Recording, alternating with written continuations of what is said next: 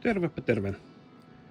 Tänään meillä olisi tarkoitus huuhtasta 2 näytettä, eli toi pieni C sieltä savitaskusta, soramontusta, ja sitten kyseisen soramontun varsinaista tuotetta työmaalle menossa olutta soraa. Tänään kiinnitetään huomiota myöskin hieman työskentelyergonomiaan. Siinä mielessä olenkin sitten tähän kääntänyt tätä setuppiani pikkusen enemmän tällainen vinoon, jotta mä pääsen tähän paremmin niin kuin nimenomaan lähelle. Ja meillä on tänään pesunorsu vielä käytössä taas. Ja sekin saa nyt olla noin päin tuossa. Ja jotta se toimisi vähän paremmin näin päin, niin tänne on sitten lisätty tämmönen ylimääräinen suppilo, että se aines tulee mukavammin tonne ränniin tuolta noin. Ja rännin valikoimasta niin sen verran, että nyt meillä on vielä tällainen kompromissi, että täällä on nyt yksi palikka kaventamassa tätä pikkusen vielä lisää, niin saataisiin semmoinen hyvän näköinen vedenvirtaus. Ja laitetaan tänään tonne vähän noita testilyijyjä kanssa sekaan, että saadaan tuntumaan tuohon ruutumattoon, että löytyykö ne testilyijyt sitten tuolta ruutumatolta tuolta alusta, tai onko ne vähän myöhemmin tai pahimmassa tapauksessa tuolla Last Chance Loosessa tai jopa karanneena ohi, jolloin täytyy miettiä vähän uudelleen kuinka hyvästä matosta tuossa nyt on kyse.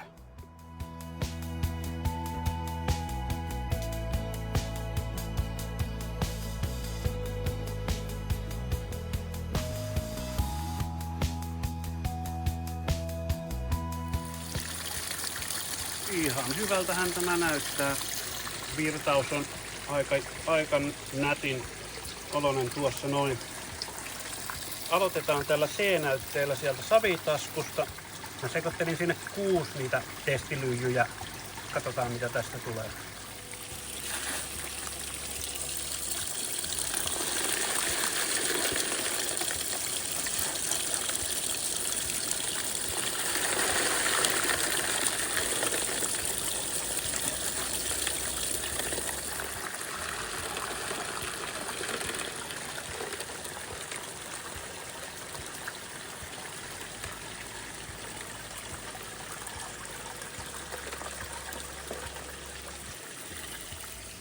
Alright. Tämä näyte aika lailla huuhtastu. Erittäin kauhean jännittäviä kiviä tällä kertaa.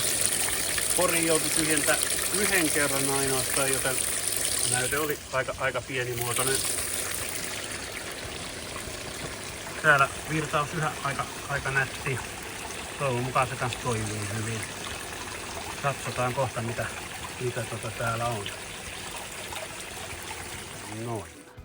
Tässä on nyt noin ruutumatolta ja sitten noin isot rihlat. Mä nyt tuosta otin lapiolla, mutta muut matot jätin tonne yhä paikalleen. Mutta mä vaskaan ton, niin katsotaan mitä C-näytteessä on. Näihin mattoihin oli nyt jäänyt ainakin 5/6 tässä vaiheessa nähtävästi noista hipuista. En ole vielä katsonut ihan loppuun, että löytyisikö tuolta se 6. jo, mutta ihan hyvin näyttää jääneen tuohon alkupäähän nämä ainakin. Aika paljon mustaa hiekkaa kyllä oli, rautapitoinen näyte. Myös joitain muita kiviä, mitä sieltä nyt täältä raskaista nyt on löytynyt.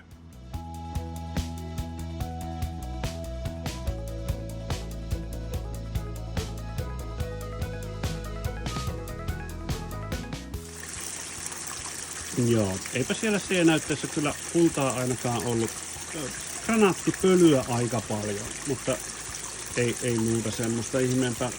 Nyt me käydään tämän E-näytteen kimppuun. Ja tää onkin sitten tällainen aikamoinen arpajainen, että mitä tämä sitten sisältää, koska maa on ilmeisesti vähän eri puolilta monttua ja sekoitettu ja niin edelleen. Voi olla mitä vaan.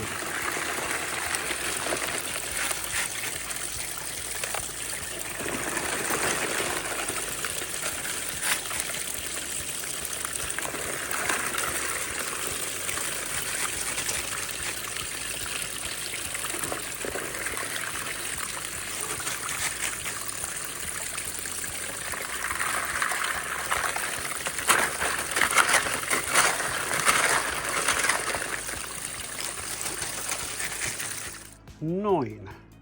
Soramontun näyte E huuhdottu. Tässä on vähän kiviä, joita mä keräsin sivuun, ja sitten on myöskin niin sanotusti nimenomaan sivukiviä, eli nämä meidän jätekivet, jotka sitten tuossa tuolta norsun laukulla sitten tuli nosteltua pois. Ja nyt mä laitan tuosta vähän kirkasta vettä vielä ja sitten aletaan tutkimaan, että mitä täällä oikein oli. Tältä näyttää täällä rännissä. Ja sit siellä meillä on Rihlojan hamat ja Last Chance Loose.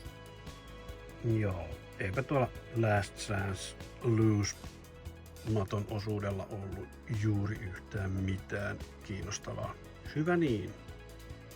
Tuollainen kasa rikastetta meillä olisi nyt sitten huuhdottavana tuosta E-näytteestä, ja toistaiseksi täällä ei nyt mitään ihan kauhean ihmeellistä ole tullut vastaan, mutta mustaa hiekkaa tässä on kyllä varmaan enemmän kuin missään näytteessä tähän mennessä, että sitä pullahti aika paksu kerros tähän magneettiin. Jatkan tämän huuhtumista, katsotaan. Mä olin jo toteamassa, että ei näistä näytteistä nyt löytynyt yhtään kultaa, mutta itse asiassa meillä näyttäisi olevan tuossa tommonen pieni puikulainen jännän näköinen hippa. Eli kyllä tässäkin pikkusikin taas on.